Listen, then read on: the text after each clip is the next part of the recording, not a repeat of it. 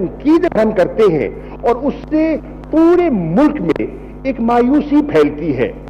आपका जो investor confidence है वो मुतासर होता है और जो हमारी मईशत मुश्किल में रही थी और अब वो रिकवरी की तरफ माइल हो रही है, उसको करक्ट करना मुल्क के मफाद में नहीं है। हुकूमतें आती जाती रहती हैं और मईशत के जो असरात होते हैं वो देर पा हुआ करते हैं। जनाबे वाला, मैं नहीं समझता कि आप कौम के सामने इस किस्म की गुफ्तगू से मायूसी फैलाई जाए। मायूसी फैलाने से मैं नहीं समझता कि मुल्क का मफाद है।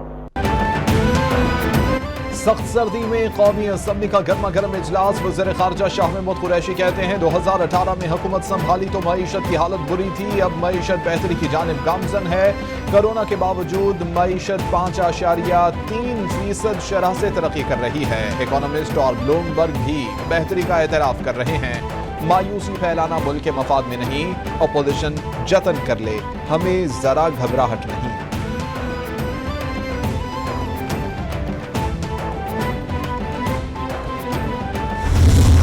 आज पता चला कि ये वजीर खारजा साहब अपने काम के अलावा सबका दूसरों के हिस्से में टांग अड़ा रहे हैं, इसलिए पाकिस्तान की खारजा पॉलिसी का ये हाल है।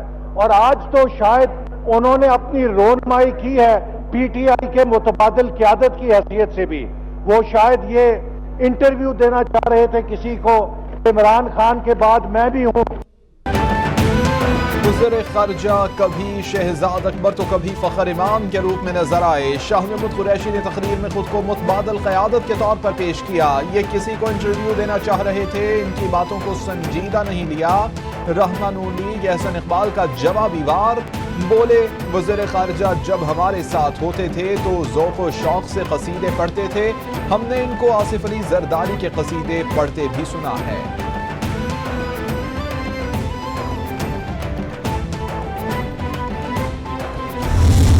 कराची के अंदर मसला आ रहा है वो एक तो जो हमारा पुराना मसला है, क्योंकि कराची तकरीबन सारा 99% जो है वो सिस्टम गैस पे है, वो एलएनजी पे नहीं है, वो सिस्टम गैस पे चलता है।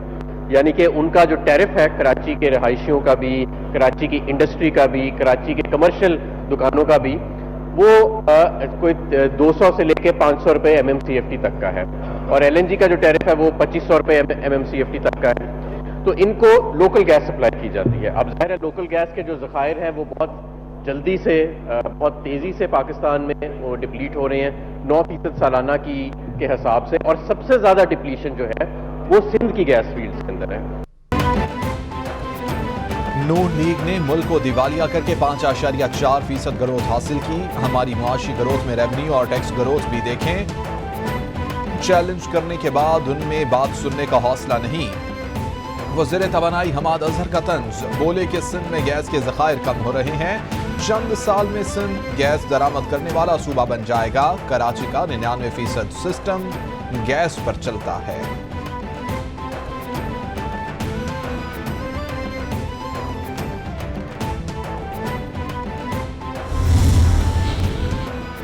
वज़ीर-ए-आज़म की 5.37% GDP ग्रोथ पर मुबारकबाद। इमरान खान ने ट्वीट में कहा, GDP ग्रोथ से रोजगार के मौके पैदा हुए, इससे फीकस आमदन में इजाफा हुआ। इक़्तिसादी इस्लाहात की कामयाबी को आलमी सतह पर तस्लीम किया गया। ब्लूमबर्ग ने तरक्की की बुलंद रफ्तार की पेशगोई की। कोविड के बाद से पाकिस्तान को नॉर्मलिस इंडेक्स में सर फहरिस्त रखा।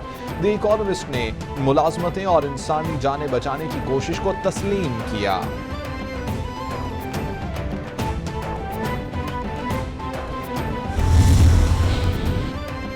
इमरान साहब कौम के साथ फिर ट्वीट के ड्रामे कर रहे हैं। माली साल 2018 GDP ग्रोथ 6.1% थी। महंगाई, बेरोजगारी और गुर्बत से अवाम मर रही है, आप ट्वीट कर रहे हैं। मरियम औरंगजेब का जवाबी ट्वीट, बोली मुल्क की तारीख के बुलंद तरीन 50 अरब के कर्जे लेने, 3 साल में 60 लाख लोगों को बेरोजगार होने पर भी ट्वीट करें।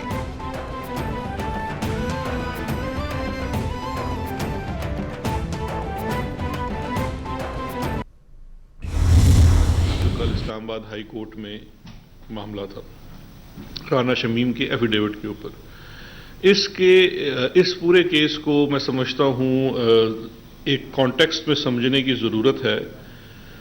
एतजाज़ अहसन साहब बहुत बड़े माशाल्लाह कानूनदान हैं, सीनियर हैं, सियासत को भी बड़ा बेहतर समझते हैं और शरीफों को भी बहुत समझते हैं। तो उन्होंने एक टर्म बनाई हुई है, वो बड़ी पसंद है मुझे, उसे कहते हैं शरीफ डॉक्ट्राइन। वो जो शरीफ डॉक्ट्राइन है जिसको एतजाज़ साहब भी फरमाते हैं, वो क्या है? शरीफ डॉक्ट्राइन है कि जी जजेस को या खरीद लो और अगर वो ना बिके तो उसके ऊपर हमलावर हो जाओ। शहबाज शरीफ साहब, जस्टिस क़य्यूम साहब और सैफ रहमान साहब की टेप्स इस मुल्क की हिस्ट्री का हिस्सा हैं। अदलिया को आज भी मुतनाज़े बनाने की कोशिश की जा रही है। एतजाज़ अहसन ने एक टर्म बनाई है जिसे शरीफ डॉक्ट्राइन कहते हैं। इनकी डॉक्ट्राइन के मुताबिक ये जजेस को खरीद लो, ना बिकें तो हमला कर दो। राना शमीम हल्फनामे का मकसद केस पर असरअंदाज होना था। मुशीर एहतसाब शहजाद अकबर की प्रेस ब्रीफिंग, बोले राना शमीम का ज़मीर इतनी देर बाद क्यों जागा? नून लीग अवाम को अदालत से बाहर निकलकर गुमराह करती है। शहबाज शरीफ ने आज तक जवाब नहीं दिया। वज़ीर इत्तलात सिंध सईद गनी बोले आइन के मुताबिक हर सूबे में बल्दियाती इदारे होंगे। कुछ जमातें अवामी इशूज से तवज्जो हटाना चाहती हैं। हमें तजावीज़ दी गई, अक्सर नुकात पर एतराज़ नहीं। हम APC में शामिल नहीं हो सके जिसमें बल्दियाती एक्ट के हवाले से बात हुई।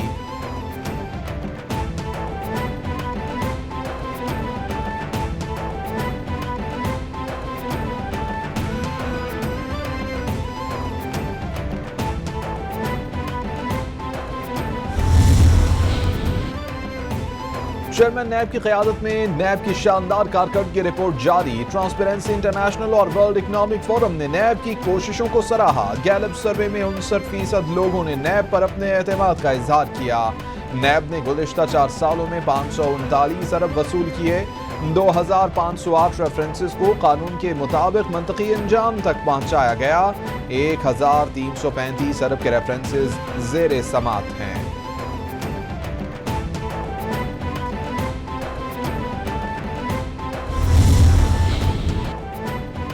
मुआवन ख़ुसूसी सेहत डॉक्टर फैसल सुल्तान कहते हैं पाकिस्तान को पोलियो फ्री बनाने के लिए कोशां हैं। मुहिम का मकसद पाकिस्तान से पोलियो का मुकम्मल खात्मा है। हमारे पास मुल्क से पोलियो के खात्मे का बेहतरीन मौका है। पोलियो से मुतासर बच्चा पूरी जिंदगी के लिए माजूर हो जाता है। वालिदैन अपने बच्चों को पोलियो से बचाव के खतरे लाजमी पिलाएं। इंसदादे पोलियो मुहिम की कामयाबी के लिए सबको कोशिश करना होगी।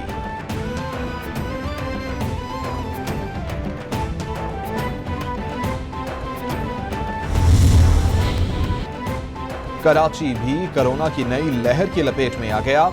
मस्बत केसेस की शरह 47.5% से तजावुज कर गई। महकमा सेहत सिंध के मुताबिक कराची में कोरोना वायरस के मस्बत केसेस की शरह 47.56% पर पहुंच गई है। गुज़िश्ता 24 घंटों में 6,760 अफराद के कोरोना वायरस के टेस्ट किए गए।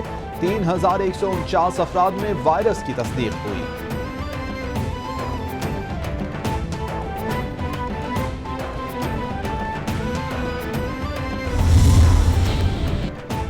और शायकीन क्रिकेट के लिए बड़ी खबर, ICC T20 वर्ल्ड कप के शेड्यूल का ऐलान कर दिया गया। रमा साल T20 वर्ल्ड कप में पाकिस्तान पहला मैच रिवायती हरीफ भारत से खेलेगा। इवेंट का सबसे बड़ा टाकरा 23 अक्टूबर को मेलबर्न में शेड्यूल। इफ्तिताही मैच में ऑस्ट्रेलिया और न्यूजीलैंड मध्य मुकाबिल होंगे। 13 नवंबर को इवेंट के फाइनल की मेजबानी मेलबर्न क्रिकेट ग्राउंड करेगा।